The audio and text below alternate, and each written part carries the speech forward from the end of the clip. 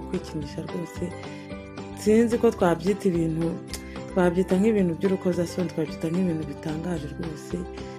Uyu mugabo rwose yaba yarihereranye mu cyumba cy'ibanga bikarangira nyine amavidewo agiye hanze rwose.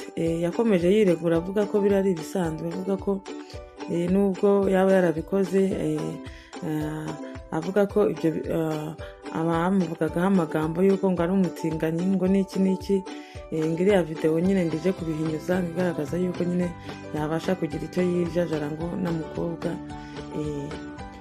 Abavugaga ko ngo afite agapipi ngo gatoya, ngo babashije kubona iriya videwo ngo bashobora kubona ko nawe ngo ari umuntu nyine ngo w'umugabo.